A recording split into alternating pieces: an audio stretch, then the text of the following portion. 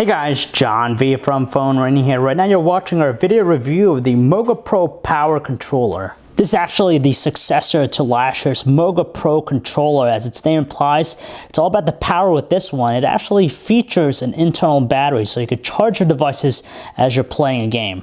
Thankfully, they didn't mess around too much with the design. They kind of taken away a couple of cosmetic stuff, but for the most part, it looks identical to its predecessor.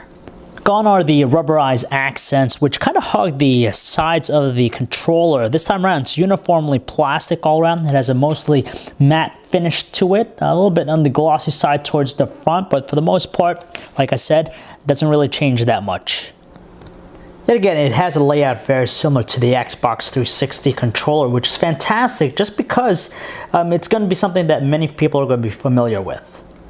Just like before, there are two analog sticks similar to what you find on any home console controller, and they're fantastic just because they're very comfortable and super responsive.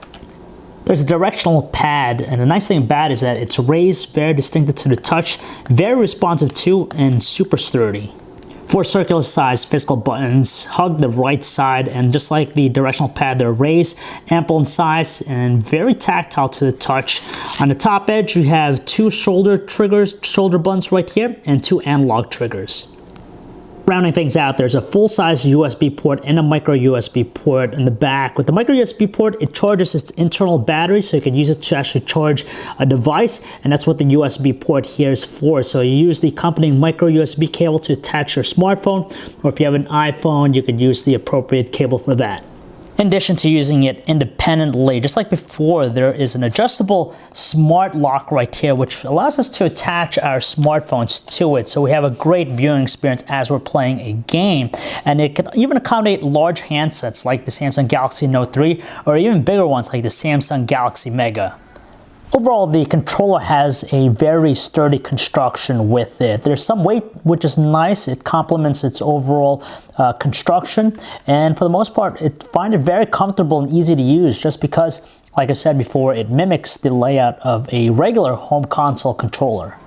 Now, what's great about the Moga Pro Power is that it gives us an uncompromised experience. So if you're used to a home console controller, you're going to fit right in with this one here just because the layout's the same, and it works well for a variety of different games, whether it's an action game, first-person shooter, or even a racing game.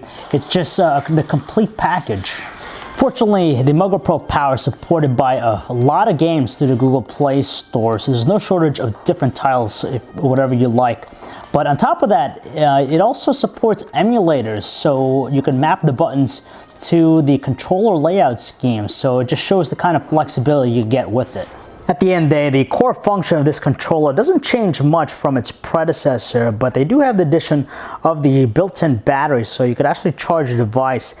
Now, it's not meant to actually charge our devices fully, but rather it's meant to maintain its battery level as we're playing games, just because we know it's processor intensive and eats up a lot of battery.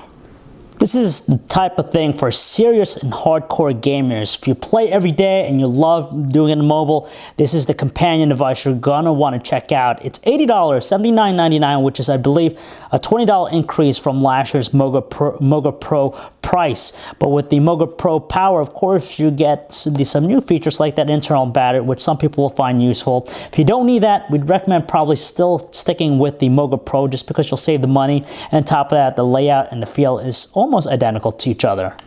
So if you guys want to learn more about the Moga Pro Power, you could check out our website, phonearena.com. It's John V. Thanks for watching.